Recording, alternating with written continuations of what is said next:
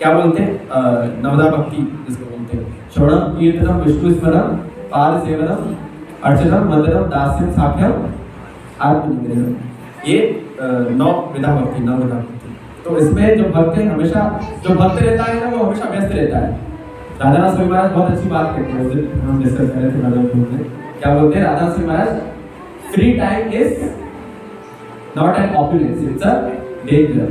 तो बोलते हैं भैया हमारे पास बहुत फ्री टाइम है, तो सोच रहे टाइम कैसे पास करें, अच्छा थोड़ा भगवत गीता पढ़ ही लेते हैं। ऐसा करते थे मंदिर वालों के ऊपर, रोज बोलते बजाय भगवत गीता पढ़ो, अच्छा एक माला कर ही देते हैं, क्या पूरी आदत है, ऐसा टाइम पास करना ही तो एक माला कर देते हैं। तो टाइम जो पास करता है, तो टाइम क्या करता है, उसे पास कर देता है, उसे फेल कर देता है। तो जो टाइम को पास करता है, टाइम उसके साथ उल्टा करता है, धोखा देता है, उसे फेल कर देता है। तो भक्त क्या करते हैं, हमेशा श्रवण कीर्तन में बिजी रहते हैं। कीर्तन का मतलब क्या होता है, भगवान की लीलाओं का, नाम का और उनकी रूप का कीर्तन। तो आगे क्या बोलते हैं प्रभुपाद जी, महात्मा सदैव भक्ति के विविध कार्यों में व्यस्त रहता है। ऐसा महात्मा अंततः भगवान के 5 दिव्य रस, हमने सुना तो है कि भैया हमको क्या चाहिए, भगवान का कृष्ण है, अल्टीमेटली क्या चाहिए, हम भोग लगाते हैं, ये सब क्यों करते हैं, भगवान से प्रेम पाने के लिए। प्रेम पाने के लिए यहाँ 5 में से किसी एक रस, यहाँ पर प्रभुपाद जी बताते हैं मेनली कृष्ण में और विष्णु में या कोई दूसरे कृष्ण के अवतार में क्या फर्क है, कोई बता सकता है? हाँ, गुण का और प्रेम का आदान प्रदान और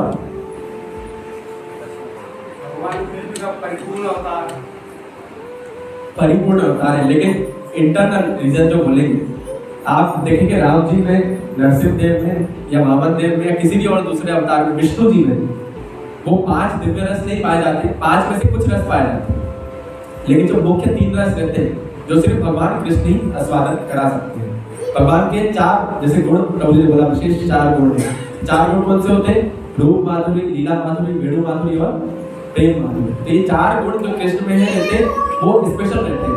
तो 5 रस में से क्या बोलते हैं भगवान, सबसे पहला जो आखिरी रस रहता है, सबसे वो लेवल पे वो रहता है शांत रस। ये शांत भाव में, जैसे प्रदर्शन है, करताल है, ये भगवान के शांत भाव, शांत होता है, शांत भाव में भगवान का सेवा करते हैं। दास्य भाव, भगवान का दास करना, हनुमान जी जैसे भगवान का दास्य भाव में राम जी का सेवा किए। लेकिन इसके ऊपर जो रस आते हैं वो सिर्फ कृष्ण ही, कृष्ण के पास हम आस्वादन कर सकते हैं। कौन कौन से इसके ऊपर, साख्य। दास्य में क्या बोलते हैं हम कि भगवान मेरे लिए सब कुछ है, भगवान खिलाएंगे तो मैं खाऊंगा, भगवान जैसा रखेंगे मैं रखूंगा। नित्य दास प्रति त्वा अधिकार, भक्ति विनोद ठाकुर कहते हैं मारो भी लाखों भी जो इच्छा तुहार, नित्य दास प्रति तुहार अधिकार।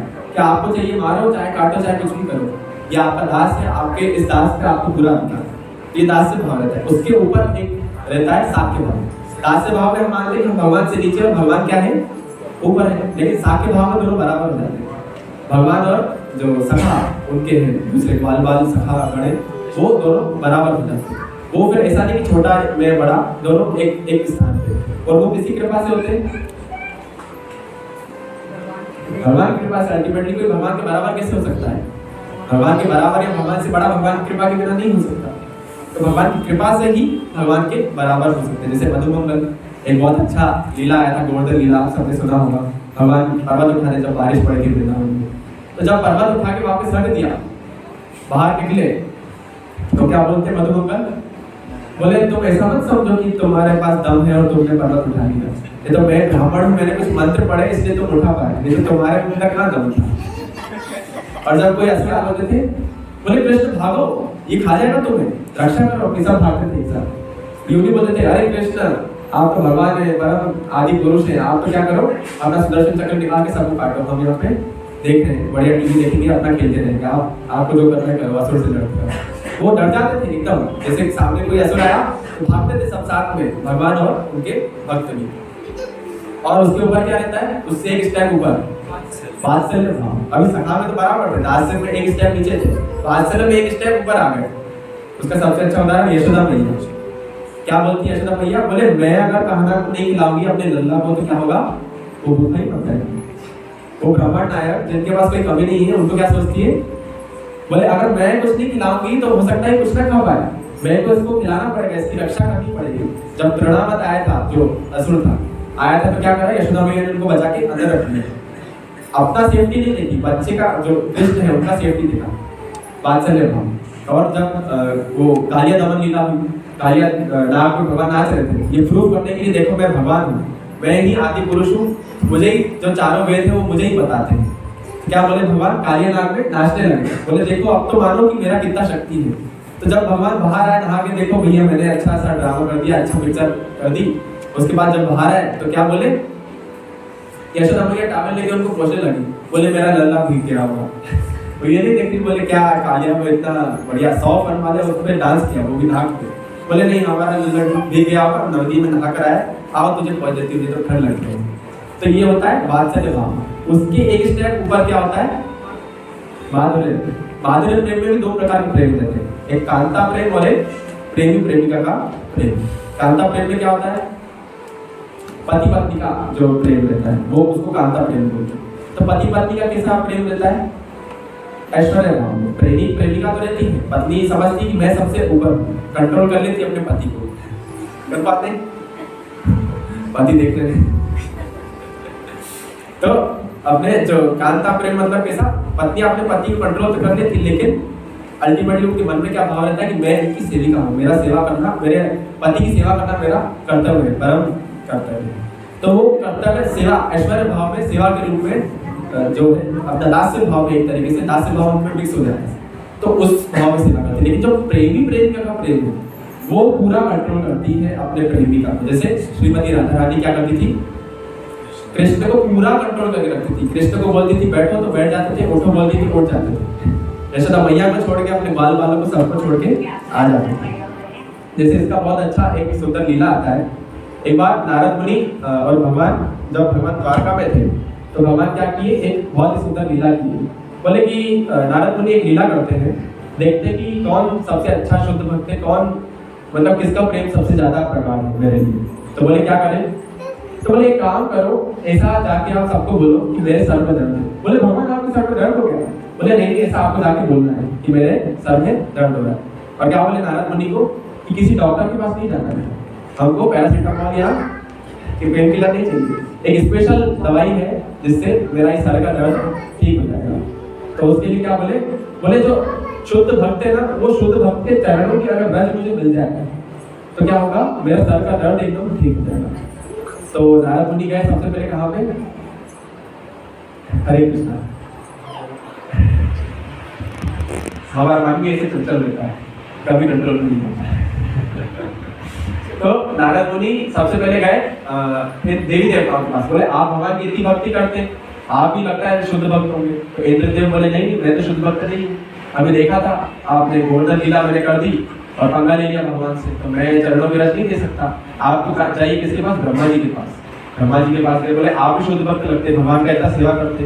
बोले नहीं, मैं भी शुद्ध भक्त नहीं हूँ, अभी ब्रह्म विमान लीला हुआ था, भगवान के बछड़े वगैरह चुरा दिए मैंने, अपराध कर दिए मैंने। तो आप किसके पास जाइए, शिव जी के पास, परम वैष्णव कहते हैं उसे, भैया शुद्ध भक्त हैं। शिव जी क्या बोले, नहीं मैं अपने चरणों की रज नहीं दूँ, मैं अपने चरणों में से धूल नहीं दूँ, वो मेरे आराध्य है, भगवान है, मैं क्यों अपने धूल दूँ, मेरे को पाप लगेगा। तो फिर भगवान गए किसके पास, द्वारका की रानियों के पास। किसके पास, जो रुक्मणी थी, जामवंती थी, सत्यभामा थी, उनसे जाके प्रार्थना की। बोले एक छोटी सी दिक्कत है। बोले हाँ दिक्कत बताइए ना। बोले कृष्ण के मस्तक सर में दर्द हो गया है। तो बोले क्या बात कर रहे हैं, क्या हम क्या कर सकते हैं? तो बोले आप एक छोटा सा काम कर सकते हैं, आपका जो चरणों का धूल है वो मुझे दे दीजिए, वो अपने मस्तक पे लगाएंगे तो उससे क्या होगा, ठीक हो जाएगा। बोले पागल हो ना, कैसी बातें करते हो? तो क्या कर बोल रहे हो, सोच समझ के तो बोलो, हम अपने चरणों की रज अगर भगवान को देंगे तो क्या होगा, हम नरक में नहीं जाएंगे। आप ऐसे यहाँ पे किसी को बोलो भैया आपका जो चरणों का धूल है वो यूं निकाल के एक थैली में दे दीजिए, हम भगवान को लगाएंगे, उससे भगवान एकदम अच्छे खुश हो जाएंगे। कोई देखना चाहेगा? नहीं देंगे, क्योंकि हमारा प्रेम उस प्रकार का नहीं है। तो रानियां, जो द्वारका की रानियां थी, वो क्या कही, बोले नहीं मैं नहीं दे सकती ये चरणों की रज, हमको कितने जन्मों को नरक भोगना पड़ेगा आपको पता है? तो बोले हम नहीं दे सकते। तो फिर नारद मुनि भगवान के पास वापस आए, बोले कहीं से नहीं मिला, कोई भी शुद्ध भक्त नहीं है इसका मतलब। बोले नहीं, आप जाइए वृंदावन में, वृंदावन की गोपियों से। तो गए वो वृंदावन में और सर्वश्रेष्ठ गोपी, सर्वश्रेष्ठ उत्तम भक्त श्रीमती राधा रानी के पास। तो राधा रानी पूछे, बोले क्या हुआ नारद मुनि, आप इतना घबराए हुए क्यों, आइए थोड़ा बैठिए। तो बोले नहीं, एक अर्जेंट काम है, जो कृष्ण के सर में क्या है, दर्द हो रहा है, तो बोले क्या हम कर सकते हैं, उपाय बताइए। बोले हम क्या कर सकते हैं, थोड़ा घबरा के पूछे, बोले क्या कर सकते हैं बताइए, जल्दी बताइए।